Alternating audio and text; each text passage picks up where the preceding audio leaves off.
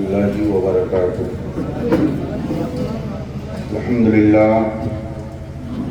الحمد لله رب العالمين والعاقبة للمتقين والصلاة والسلام على أشرف الأنبياء والمرسلين.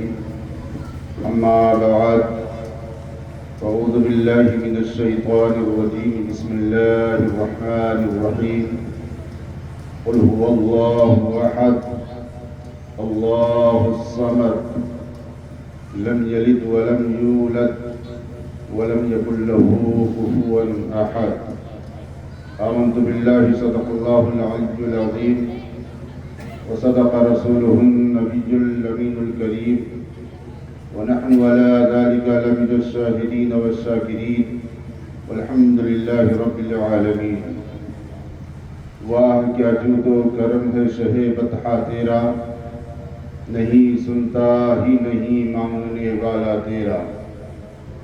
فرش والے تیری شوکت کا علو کیا جانے، خسروا عرش پہ اڑتا ہے فریرا تیرا. میں تو مالک ہی کہوں گا کہ ہو مالک کے حبیب، یعنی محبوب و محب میں نہیں میرا تیرا. تیری سرکار میں لاتا ہے رضا اس کو شفیع، جو میرا غوث ہے اور لاڈلا بیٹا تیرا. عقیدت و محبت کے ساتھ سربراہ نبوت و رسالت، مقصد کائنات مقصود کائنات، دونوں عالم کے مالک و مختار، رحمت پروردگار، شافع محشر، مالک جنت، ساقی کوثر، امام الانبیاء، خاتم الانبیاء، جناب احمد مجتبی محمد مصطفیٰ صلی اللہ علیہ وسلم کے دربار گوہربار میں عقیدت و محبت کے ساتھ والہانہ انداز میں ہدیہ درود پیش کریں. اللہم صلی علی سیدنا مولانا محمد وعلی آل محمد بارک وسلم. صلاۃ و سلام علیک یا رسول اللہ یا حبیب اللہ صلی اللہ علیہ وآلہ وسلم. آج یہ عظیم الشان جشن شہید اعظم کانفرنس بڑے ہی شان و شوکت کے ساتھ رواں دواں ہے. اللہ تبارک و تعالی ہم کو اور آپ کو سب کو کربلا والوں سے سچی الفت و محبت عطا فرمائے، اہل بیت سے محبت عطا فرمائے، اور اہل بیت کے ساتھ ساتھ نبی کے صحابہ سے سچی محبت کرنے کی توفیق عطا فرمائے. آنے والی نسلوں کو اللہ محب اہل بیت اور محب صحابہ بننے کی توفیق عطا فرمائے. میں آج یہ پہلی تاریخ ہے محرم کی، اور جیسا کہ آپ حضرات نے تمام تر ذرائع سے آپ کو خبر ملی کہ 12 روزہ پروگرام ہے. آج پہلا جو ٹاپک ہے وہ توحید و رسالت ہے. میں نے قرآن پاک کی آیت سورہ پاک تلاوت کرنے کا شرف حاصل کیا. 30ویں پارے سے سورہ اخلاص کی میں نے تلاوت کا شرف حاصل کیا ہے. حضرات، جس میں اللہ کی وحدانیت اور اللہ تبارک و تعالیٰ کی الوہیت، اللہ تبارک و تعالیٰ کی شان ربوبیت کو بظاہر اللہ نے خود آیت سورہ پاک کو نازل فرمایا اور جبریل لے کر آئے. اور ایک روایت ہے کہ یہ سورہ پاک مکی ہے، اور ایک روایت ہے کہ یہ سورہ پاک مدنی ہے. سورہ پاک سورہ اخلاص کے تفسیر کبیر نے بیان کیا ہے کہ 20 نام ہیں. سورہ اخلاص کے 20 نام ہے، تفسیر کبیر نے بیان کیا، اور 4 نام سے یہ سورہ پاک زیادہ مشہور ہے. سورہ اخلاص، سورہ قل هو اللہ احد، سورہ صمد اور سورہ توحید. حضرات، اللہ کے نبی رحمت عالم صلی اللہ علیہ وسلم نے ارشاد فرمایا کہ سورہ اخلاص کی یہ فضیلت ہے کہ جو 3 مرتبہ سورہ اخلاص یعنی قل هو اللہ احد کی تلاوت کرتا ہے، اللہ اسے قرآن پاک کی تلاوت کا ثواب عطا فرماتا ہے۔ نبی رحمت صلی اللہ علیہ وآلہ وسلم کی بارگاہ میں ایک شخص نے عرض کیا، یا رسول اللہ علیہ السلام، مجھے اس سورت سے بے پناہ محبت ہے، بے پناہ چاہت ہے۔ تو اللہ کے نبی رحمت عالم صلی اللہ علیہ وآلہ وسلم نے ارشاد فرمایا، تم قرآن پاک کی سورہ اخلاص سے محبت کرتے ہو، اور محبت کرو اور الفت کرو، اس سورہ پاک کی کثرت سے تلاوت کرو۔ عرض کیا، یا رسول اللہ، ہمیں اس کا اجر ملے گا کیا؟ اس کا بدلہ کیا ملے گا؟ رحمت عالم خوشخبری سناتے ہیں، اے میرے امتی، جو سورہ اخلاص کی تلاوت کرے گا، سورہ اخلاص سے محبت کرے گا، اس محبت کے صلے میں خدا تجھے جنت عطا فرما دے گا۔ اللہ رب العزت تجھے جنت عطا فرما دے گا۔ یہ سورہ اخلاص کی تلاوت کی برکت ہے، جسے قرآن کنز الایمان میں بیان کیا گیا۔ تفسیر شیخ الاسلام حضور سیدنا مدنی میاں نے بیان کیا۔ حضرات، اللہ کا ارشاد پاک ہے، اور اس کی شان نزول سورہ پاک کی آپ سماعت کریں کہ یہ کب نازل ہوئی، کیوں نازل ہوئی سورہ۔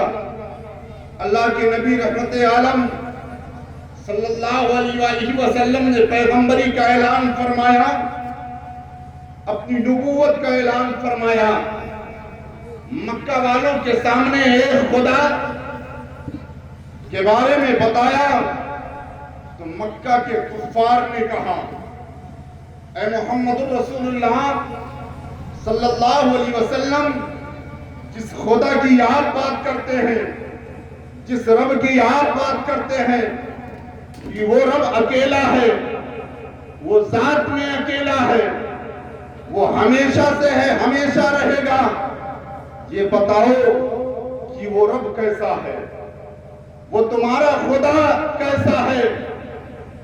تو حضرات، جب کفار نے رحمت عالم کی بارگاہ میں خدا کی ذات کے تعلق سے سوال کیا، کہا کہ اس کا باپ کون ہے، اس کا بیٹا کون ہے، اس کا کف کون ہے، اس کے جوڑ کا کون ہے، اسے یہ میراث میں کس سے ملا، کس سے یہ وراثت ملی۔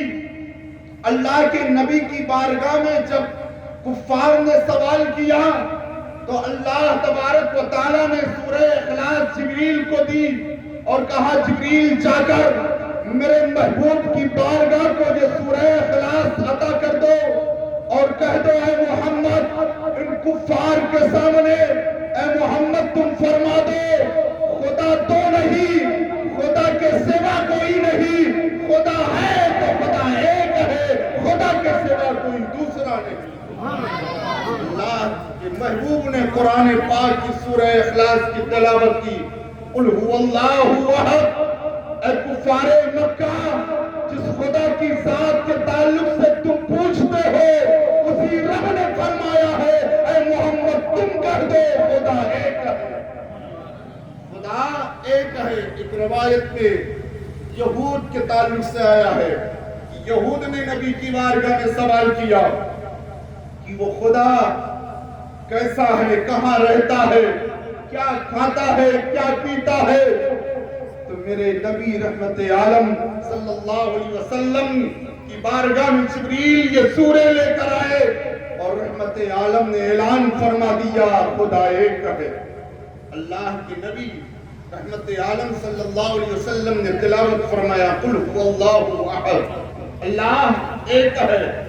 اور آگے کی آیت ہے، 4 آیتیں، لم یلد ولم یولد، نہ اس کا کوئی بیٹا ہے نہ کوئی اس کا باپ ہے، یعنی نہ کوئی اس سے پیدا ہوا نہ کوئی پیدا کرنے والا ہے۔ وَلَمْ يَكُنْ لَهُ كُفُوًا أَحَدٌ، اور اللہ الصمد وہ بے نیاز ہے، ساری دنیا اس کی بارگاہ میں حاجت روائی کی التجا کرتی ہے، لیکن خدا بے نیاز ہے۔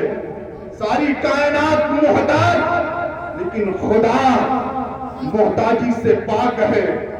خدا دیکھتا ہے پر آنکھ سے پاک، خدا سنتا ہے پر آنکھ سے کان سے پاک۔ خدا پاک اپنے محبوب کی بارگاہ میں قرآن کی آیت دے کر جبریل کو بھیجتا ہے، پر رب زبان سے پاک ہے، رب جسم و جسمانیت سے پاک ہے۔ ساری کائنات کو خدا لم یزل نے پیدا کیا ہے، ساری کائنات خدا کی محتاج ہے، اور خدا پاک ساری کائنات کو عطا فرمانے والا۔ لم یلد ولم یولد وَلَمْ يَكُنْ لَهُ كُفُوًا أَحَدٌ، اور اللہ کا کوئی جوڑ نہیں، اللہ کا کوئی جوڑ نہیں۔ یہی تو توحید کی بات ہے، یہی تو الوہیت کی بات ہے۔ اب اللہ تبارک و تعالیٰ کے محبوب فرماتے ہیں، حدیث قدسی ہے، میں ایک چھپا ہوا خزانہ تھا۔ اللہ کی بات نے نبی کو حدیث قدسی عطا فرمائی، اے محبوب ان کفار مکہ سے کہہ دو میں ایک چھپا ہوا خزانہ تھا۔ کون؟ خدا فرما رہا ہے، میں ایک چھپا ہوا خزانہ تھا، میں نے چاہا کہ میں پہچانا جاؤں، تو پہچان کے لیے اللہ نے ڈائریکٹ اپنی پہچان نہیں کروائی کہ میں رب ہوں۔ ارے رب کی وحدانیت کو ماننے کے لیے یہ آسمان کا شامیانہ کافی تھا، یہ چاند و سورج جو جگمگا رہے ہیں یہ کافی تھے، یہ زمین کا فرش کافی تھا، یہ کائنات کافی تھی۔ لیکن اللہ نے ڈائریکٹ اپنی ذات کو نہ منوایا، اپنی پہچان نہ کروائی، بلکہ ذات خدا کی پہچان کے لیے اللہ نے انتخاب فرمایا، تو نہ آدم کو چنا، نہ شیش کو چنا، نہ ابراہیم کو چنا، نہ موسیٰ کلیم اللہ کو چنا، میرے رب نے انتخاب کیا ہے تو ذات محمد رسول اللہ کا انتخاب، ذات محمد رسول اللہ صلی اللہ علیہ وسلم کا انتخاب فرمایا، اور رب نے اپنے محبوب کو دنیا میں بھیجا، اپنے محبوب کو دنیا میں بھیجا۔ کیوں؟ اے مصطفیٰ تم چلو گے تو لوگوں کو چلنے کا طریقہ مل جائے گا، تم نماز پڑھو گے تو نماز کا سلیقہ مل جائے گا، تم بندگی کرو گے تو بندگی کا دستور مل جائے گا، تمہارا اٹھنا، تمہارا بیٹھنا، تمہارا سونا، تمہارا جاگنا، رب کی بارگاہ میں سجدہ کر کے رونا دل گرانا، میرے بندوں کو میری معرفت مل جائے گی، رب کی پہچان مل جائے گی، پھر وہ سجدہ کریں گے تو سجدے میں سبحان ربی الاعلیٰ پڑھیں گے، وہ رکوع کریں گے تو سبحان ربی العظیم کہیں گے، وہ مشکلوں میں ہوں گے تو اپنے رب سے مدد طلب کریں گے، اور اپنے محشر و قبر میں کسی ذات پر بھروسہ ہوگا تو رب پروردگار پر بھروسہ۔ رات اللہ کے نبی رحمت عالم صلی اللہ علیہ وسلم کے ذریعے سے ہم نے خدا کو پہچانا، یہ سچ ہے، اللہ کی وحدانیت کو مانا، یہ سچ ہے، اللہ کی الوہیت اور کبریائی کو تسلیم کیا، یہ سچ ہے۔ انصاف سے آپ بتانا، اگر نبی نہ آتے تو کیا خدا کی معرفت ہمیں ملتی؟ کیا ہم خدا کو پہچانتے؟ ارے حال تو یہ تھا کہ نبی کی آمد سے پہلے عیسیٰ تھا، نبی کے درمیان جو 571 سال کا فاصلہ تھا، نبی کا سلسلہ بند ہو چکا تھا، انبیاء کرام کا آنا بند ہو چکا تھا، اللہ کی وحدانیت کو لوگ نہ پہچانتے تھے۔ کون رب ہے کوئی چاند کی پوجا کر رہا تھا، کوئی ستاروں کی پوجا کر رہا تھا، کوئی دریاؤں کی اٹھتی ہوئی موجوں کو دیکھ کر اپنی پیشانی کو جھکا رہا تھا، کوئی درختوں کو اپنا معبود مان رہا تھا، کوئی پتھروں کو تراش کر خود اپنے ہاتھوں سے ان کی مورتی بنا کر انہی کی پوجا لوگ کیا کرتے تھے۔ اللہ رب العزت کی بارگاہ میں بندوں کی صدائیں باب اجابت سے ٹکرائی، اے خدا کب تک جھوٹے معبودان باطلہ کی عبادت اس زمین پر ہوتی رہے گی؟ اے خدا کوئی ایسی ذات بھیج دے جو تیری وحدانیت کی پہچان کرا دے، جو تیری ربوبیت کی پہچان کرا دے، جو تیری یکتائی کی پہچان کرا دے۔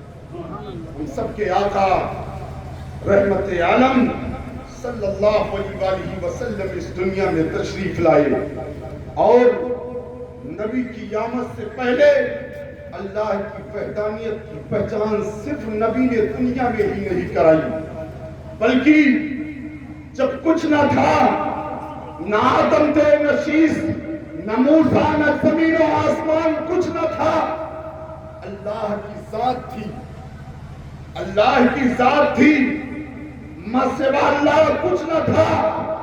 اللہ تبارک و تعالیٰ نے عالم ارواح میں دو جلسے قائم اللہ نے فرمایا، ایک توحید کا جلسہ اور ایک رسالت کا جلسہ۔ جب توحید کی باری آئی تو اللہ رب العزت نے ارشاد فرمایا، اے آدم کی روح تم بھی آ جا، اے نوح کی روح تم بھی آ جا، اے شیش کی روح تم بھی آ جا، اے گروہ انبیاء کی روح آ جاؤ۔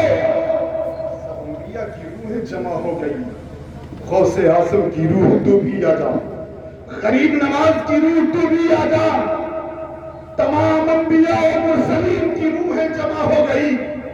اللہ رب العزت نے فرمایا، اے مومنین کی روحوں تم بھی آ جاؤ، اے صالحین کی روحوں تم بھی آ جاؤ۔ سب روحیں جمع ہو گئی، مشرکین کی بھی روحیں تھی، منافقین کی بھی روحیں تھی۔ اللہ تبارک و تعالیٰ نے اپنی پہچان کروانے کے لیے فرمایا تھا، اے روح انبیاء، اے گروہ، اے روح مومنین بتاؤ۔ اللہ نے ایک سوال فرمایا تھا، الستُ بربکم، اللہ نے فرمایا تھا الستُ بربکم، بتاؤ کیا میں تمہارا رب نہیں؟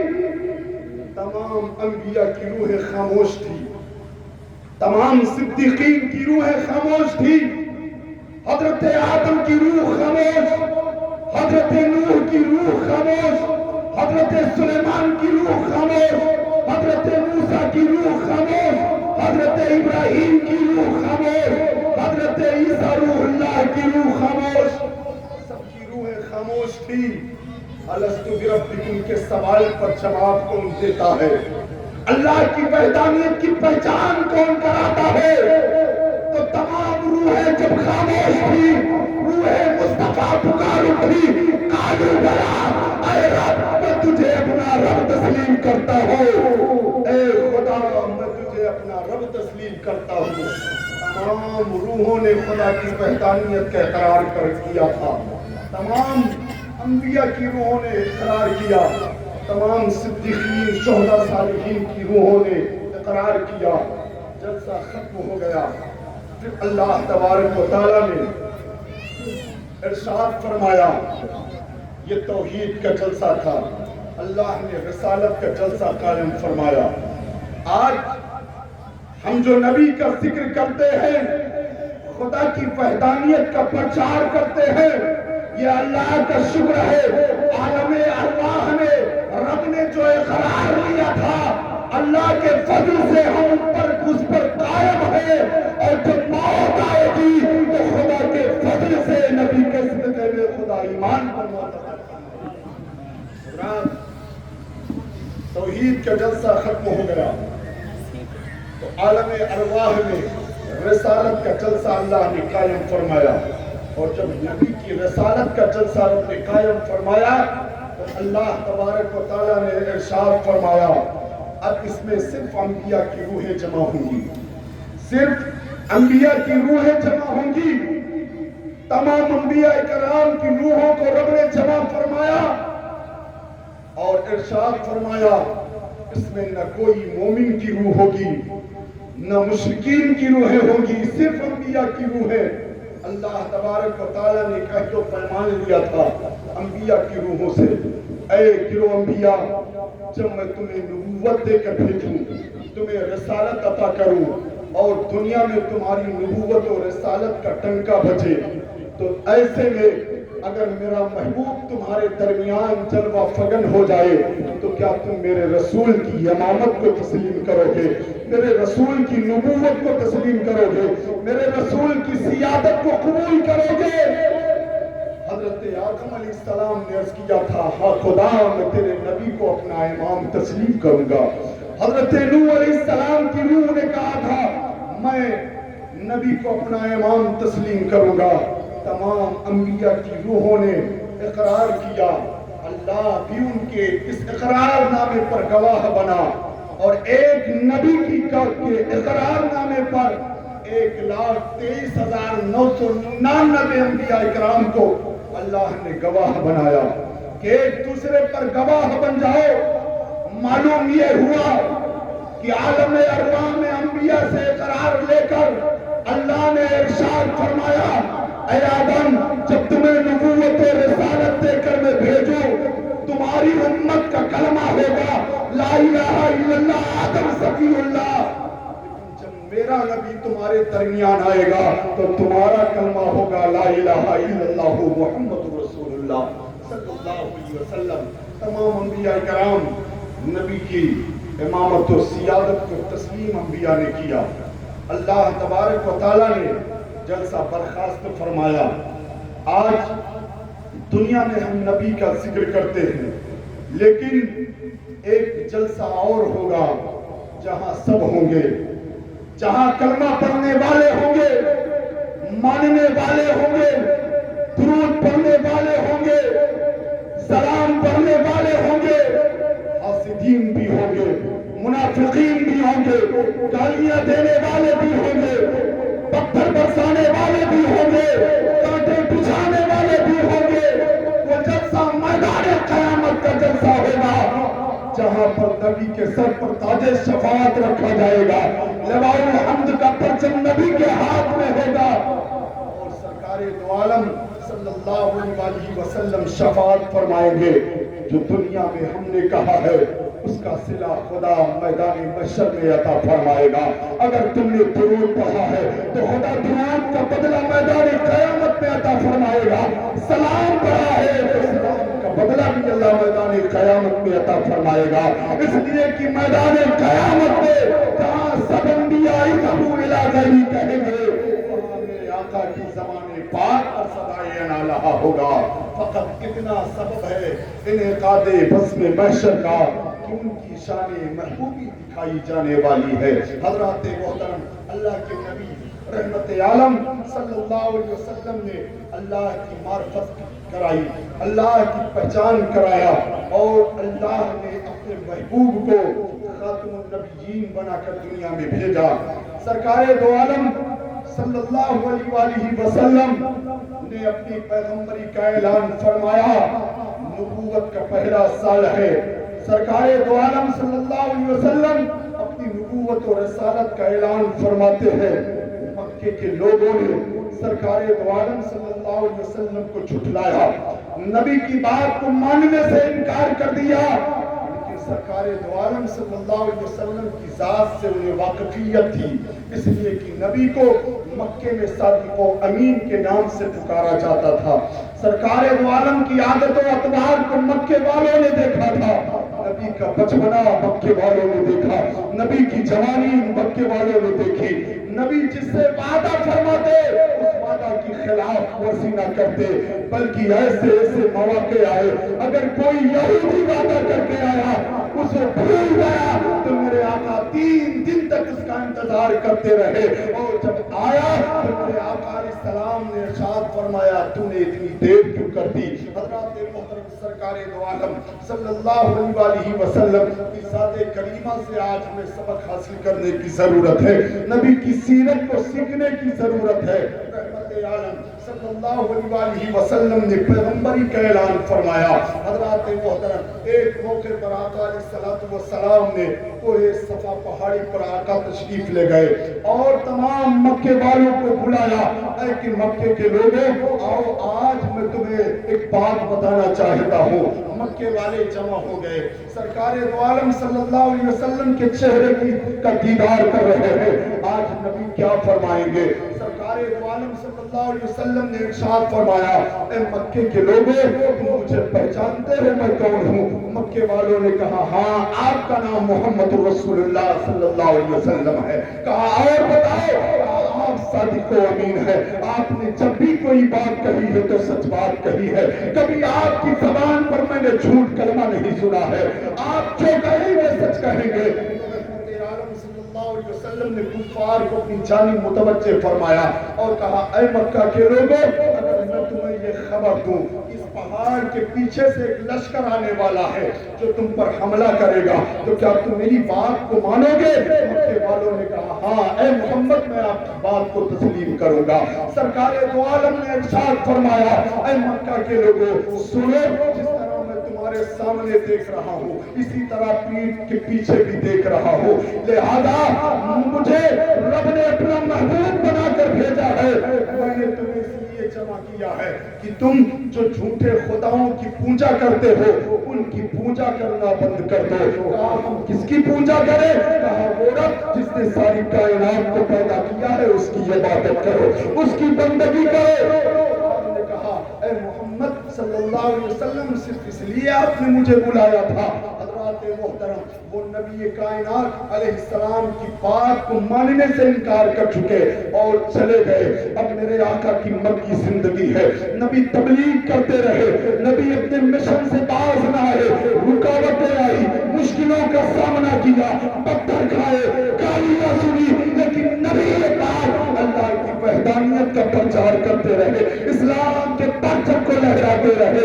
और मक्के वालों ने हजरत अबू तालिब के पास जाकर कहा था, ऐ अबू तालिब, हम आपके खानदान की इज्जत करते हैं, आपकी इज्जत करते हैं, आपकी कदर करते हैं, लिहाजा अपने भतीजे मोहम्मद को बाज कर लीजिए कि वो हमारे खुदाओं को न झुठलाए, हमारे माबूदों को बुरा भला न कहे।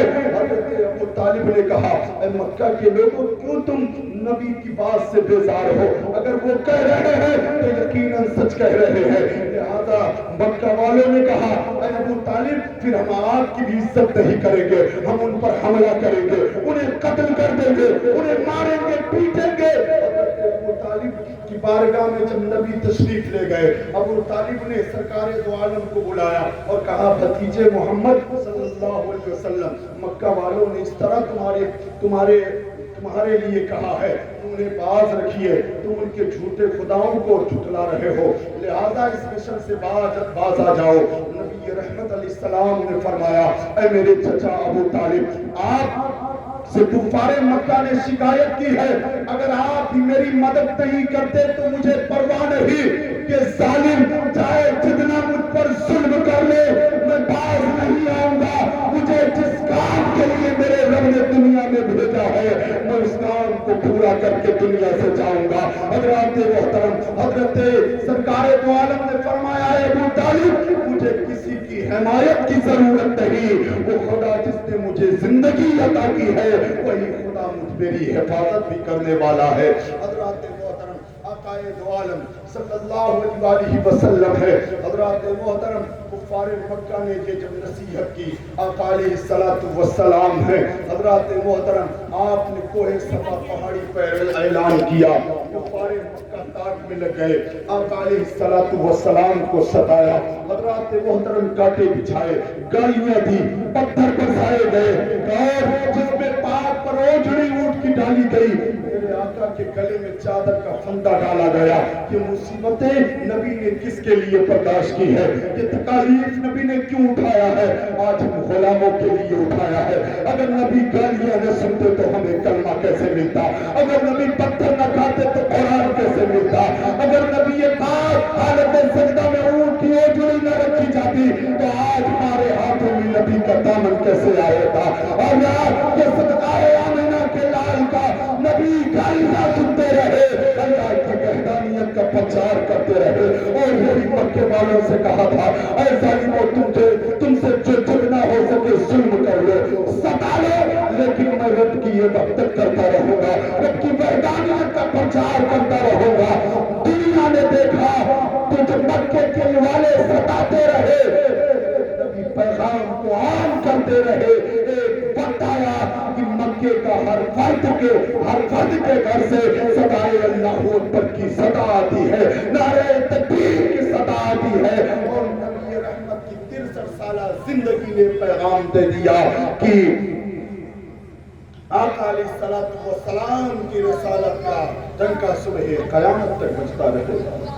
حضرات محترم آقا دو عالم صلی اللہ علیہ وسلم دین کے لیے تبلیغ کے لیے قرآن کے لیے اتنی تکالیف اٹھائی میدان کربلا میں نبی کے نواسے امام حسین علیہ السلام پر بھی پانی بند کیا گیا رکاوٹیں آئی تکلیفوں کو برداشت کیا اگر چاہتے تو خیموں میں پانی آ جاتا علی اصغر کا حلق سوکھ چکا تھا سیدہ سکینہ کو پیاس پہ بے قرار کر رکھا تھا لیکن کربلا کے تپتے ہوئے صحرا میں حسین نے صدا دی یزیدیوں وہ مکے کی سرزمین تھی جہاں میرے نانا کو ستایا گیا تھا لیکن میرے نانا نے اسلام کے پرچم کو صبح قیامت تک کے لیے بلند کر دیا تھا آج کربلا میں اسی اسلام کے پرچم کو گرایا جا رہا ہے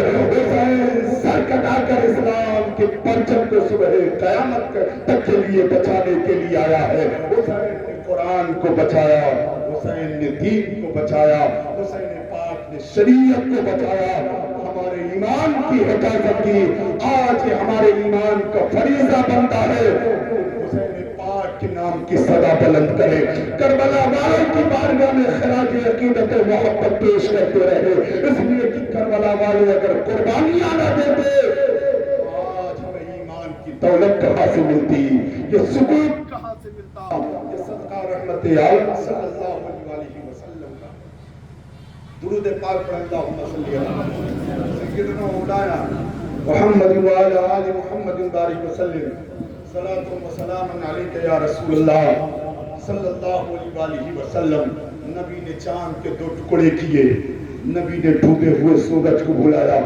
نبی نے درختوں کو اپنی بارگاہ میں بلایا نبی پاک علیہ السلام کے حکم سے ابو جہل کی مٹھی میں بے جان کنکریوں نے کلمہ پڑھا یہ سرکار دو عالم صلی اللہ علیہ وسلم کی شان و عظمت ہے حضرات محترم سرکار دو عالم صلی اللہ علیہ وسلم نے حضرات محترم مکے اور مدینے میں اپنی زندگی کو گزاری اور آخری جو خطبہ میرے آقا نے حجت الوداع کے موقع پر ارشاد فرمایا تھا بلال حبشی کو بلایا اور کہا مدینے میں اعلان کر دو تمام مدینے والے جمع ہو گئے اور آقا علیہ السلام نے ارشاد فرمایا تھا اے لوگوں میرے صحابہ یہ دین مکمل ہو چکا ہے الیوم اکملت لکم دینکم یہ دین مکمل ہو چکا ہے اب مجھے میرے سفر آخرت کی خبر دی گئی ہے میں انقریب تمہارے درمیان سے پوچھ کر جاؤں گا لہذا میں تمہارے درمیان تو چیزیں چھوڑ کر جا رہا ہوں ایک قرآن اور دوسری اہل بیت ہے یہ دونوں حوض کوثر پر میدان قیامت میں ایک ساتھ مجھ سے ملاقات کریں گے قرآن کو بھی تھامے رکھنا اہل بیت سے محبت کرنا اگر تم نے صرف اہل بیت سے محبت کی قرآن سے محبت نہ کی تو یاد رکھو تمہارے لیے خسارہ ہے اور اگر قرآن اہل بیت دونوں سے محبت کی میدان قیامت میں ان کی محبت میں جنت میں لے کر جائے گی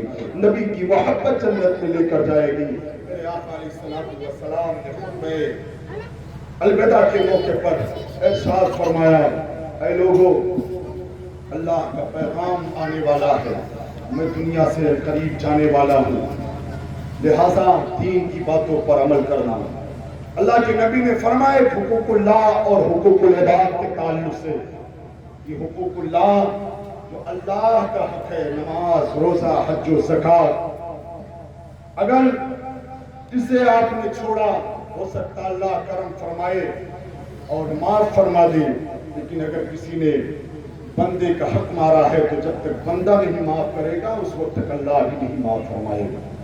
اس لیے حقوق اللہ اور حقوق العباد کے تعلق سے میرے آقا نے ارشاد فرمایا اور سیدہ خاتون جنت کو بلایا، کان میں کچھ بات کہی تو حضرت خاتون جنت رونے لگی۔ میرے آقا نے فرمایا اے فاطمہ رو مت، پھر مسکرانے لگی۔ ازواج مطہرات میں سے حضرت عائشہ صدیقہ نے کہا اے فاطمہ نبی نے تمہارے کان میں کوئی بات کہی تم رو رہی تھی، پھر کچھ دیر کے بعد ہنسنے لگی۔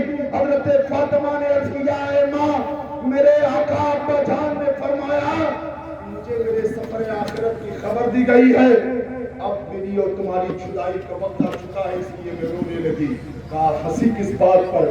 کہا میرے ابا جان نے فرمایا فاطمہ غم نہ کرو، میرے دنیا سے جانے کے بعد سب سے پہلے جو مجھ سے ملاقات کرے گا فاطمہ تم ہوگی، اس لیے میں ہنسنے لگی۔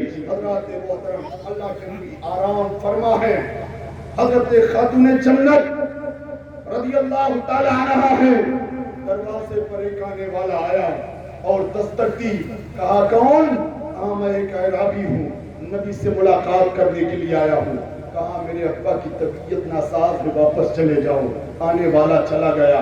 دوسرے دن پھر آیا، پھر دستک دی، کہا کون؟ میں کہا نبی سے ملاقات کرنے کے لیے آیا ہوں، اعرابی ہوں۔ کہا واپس چلے جاؤ، واپس چلا گیا۔ پھر تیسرے دن آیا تو میرے آقا نے فرمایا بیٹی فاطمہ یہ آنے والا آج تیسرے دن آیا ہے، کون ہے تمہیں معلوم ہے؟ کہا ابا جان مجھے معلوم نہیں۔ کہا یہ وہ فرشتہ ہے جو باپ کو بیٹی سے جدا کرتا ہے، ماں کو بیٹے سے جدا کرتا ہے، اور رشتہ دار کو رشتہ دار سے جدا کرتا ہے۔ آج تک اس نے کسی سے اجازت نہیں لی، یہ میری بارگاہ ہے کہ ملک الموت فرشتہ بھی آیا ہے، پہلے اجازت طلب کی ہے۔ یہ محمد رسول اللہ کا گھرانہ ہے، یہ فاطمہ خاتون جنت کی چوکھٹ ہے کہ دنیا والے تو دور کی بات ملک الموت اسرائیل بھی آتے ہیں تو فاطمہ کی اجازت کے بغیر گھر میں نہیں داخل ہوتے۔ حضرات محترم اللہ اللہ یہ اہل بیت کا مقام ہے۔ حضرت فاطمہ سے میرے آقا نے فرمایا جبریل ملک الموت کو آنے کی اجازت دے دو۔ اجازت ملی تب اسرائیل اندر داخل ہوئے۔ اب یہاں پر ایک نقطہ ملتا ہے، ملک الموت اسرائیل کو جب تک فاطمہ خاتون جنت کی اور نبی کی اجازت نہ ملی وہ کاشان ہے، اقدس میں داخل نہ ہو چکے۔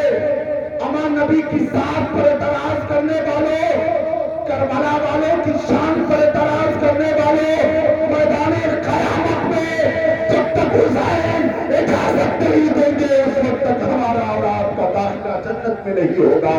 جنت کا دروازہ تو حسین کے نانا امام الانبیاء کھلوائیں گے، جسے حسین چاہیں گے وہی جنت میں جائے گا، اور جسے حسین کے بابا علی جنت کا ٹکٹ دیں گے وہی جنت میں جائے گا۔ سبحان اللہ۔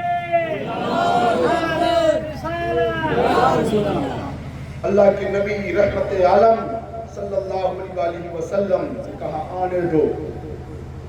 حضرت اسرائیل علیہ السلام حاضر خدمت میں سلام پیش کیا، کہا کیوں آئے ہو؟ کیوں آئے ہو؟ اسرائیل علیہ السلام نے عرض کیا یا رسول اللہ علیہ السلام اللہ آپ کی ملاقات کا مشتاق ہے۔ کہا پھر جو تمہیں حکم ملا ہے اس حکم کو بجا لاؤ۔ اسرائیل دست بستار کرتے ہیں نبی خدا نے آپ کی مرضی پر چھوڑا ہے۔ کہا کیا؟ کہا ہے اسرائیل پہلے نبی سے اجازت لینا، اگر نبی اجازت دے تب نبی کی روح کو پرواز کرنا، قبض کرنا، ورنہ میرے نبی کو ان کی حالت پر چھوڑ دینا۔ خدا کی رضا چاہتے ہو تو عالم، خدا چاہتا ہے رضا محمد، اجابت کا صحرا، عنایت کا جوڑا، دلہن بن کے نکلی دعائے محمد۔ اسرائیل نے عرض کیا یا رسول اللہ اللہ آپ کی ملاقات کو مشتاق ہے۔ کہا پھر حکم کو بجا لائیے۔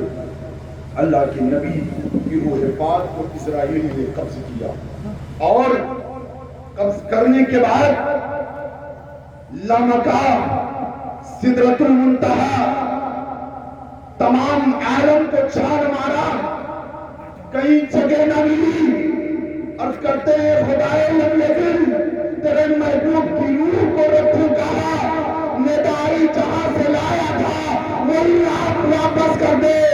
اسی لیے تو ہمارے سنت کہتے ہیں میرا نبی کل بھی زندہ تھا، آج بھی زندہ ہے، صبح قیامت تک زندہ رہے گا۔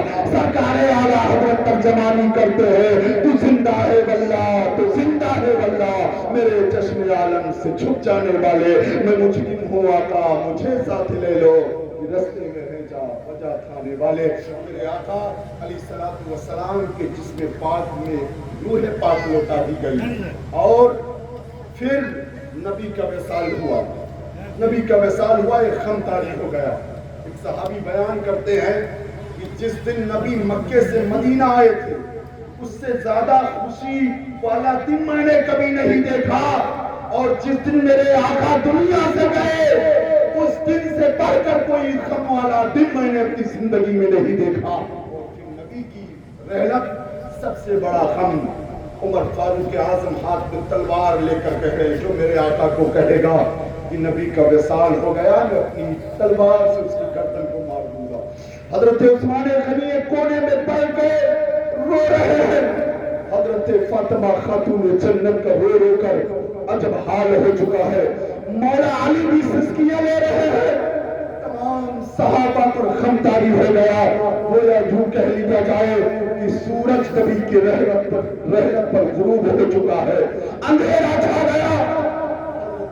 ابوبکر صدیق رضی اللہ تعالیٰ عنہ کو جب نبی کے وصال کی خبر ملی، آئے، عمر سے کہا عمر بیٹھ جاؤ، کہا مجھے میری حالت پر چھوڑ دو۔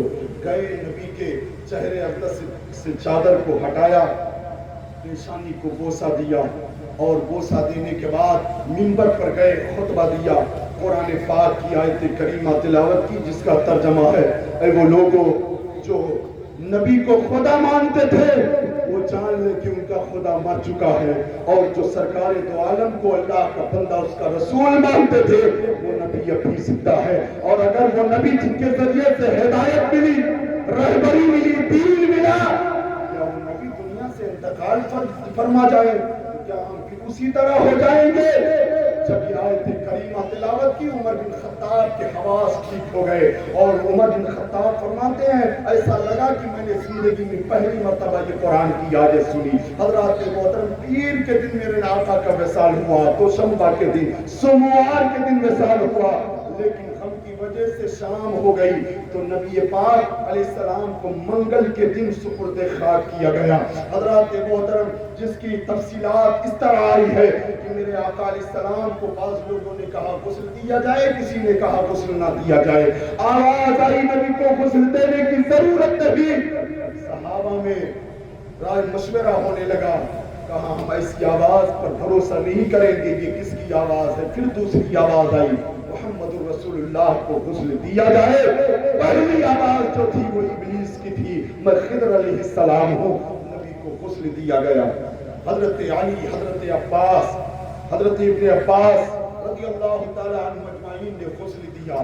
قربان جاؤ، جو غسل کے پانی کے قطرے پلک پر اور ناف پر جمے تھے، حضرت علی زبان کو نکال کر چوس لیتے ہیں، اور جب چوستے ہیں تو فرماتے جب سے نبی کے خسالہ مبارکہ کے قطرات کو میں نے چوسا ہے، نبی کے خسالہ کے قطروں کی برکت سے اللہ نے مجھے وہ علم عطا کر دیا ہے کہ جب بھی کسی نے مجھ سے کوئی بھی مسئلہ پوچھا ہے میں نے اسی مجلس میں اس کے سوال کا جواب دیا تھا۔ سبحان اللہ، نبی پاک علیہ السلام کے غسل کے پانی کے قطروں جمے ہوئے قطرے کی برکت تھی۔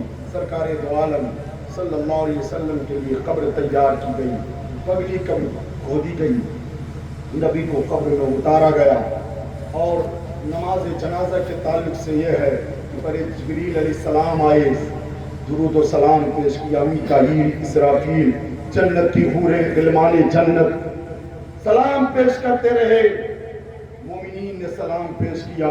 اس کے بعد آقا علیہ السلام کو لہد میں اتارا گیا، اور جب نبی کو لہد میں اتارا گیا، دیدار مصطفیٰ بار بار صحابہ کرتے رہے.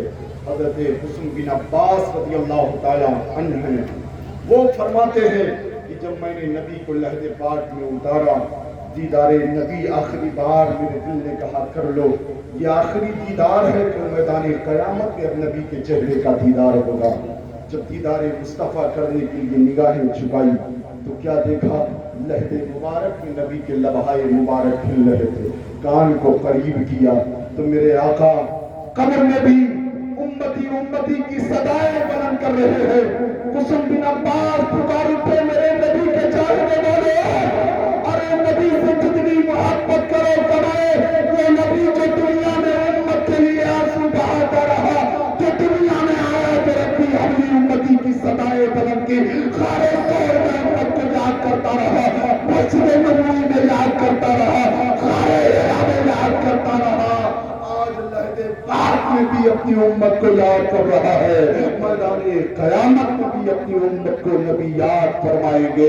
آج کیوں نہ ہم نبی سے محبت کریں، پیار کریں، عشق کریں. ہمارا دار و مدار تو نبی کی محبت پر ہے، نبی کی الفت پر ہے. جو چھان مانگو تو چھان دیں گے، جو مال مانگو تو مال دیں گے، مگر یہ ہم سے کبھی نہ ہوگا. نبی کا چاہو جلال دیں گے. نبی سے عشق کرو، پیار کرو، نبی سے الفت کرو، شہدائے کربلا سے محبت کرو. انشاءاللہ عمر میں بھی اہل بیت کی محبت جو کرتا ہے، اس کی عمر میں بھی اللہ برکتیں عطا فرماتا ہے، اس کے رزق میں بھی اللہ برکتیں عطا فرماتا ہے. رب کائنات کی بارگاہ میں دعا ہے رب قدیر میرے بیان کرنے میں، پڑھنے میں کسی طرح کی ناچیز گناہگار سے غلطی ہوئی، مولا تیرے ان بندوں کو گواہ بنا کر میں سچی توبہ کرتا ہوں. استغفر اللہ ربی من کل ذنب و اتوب الیہ.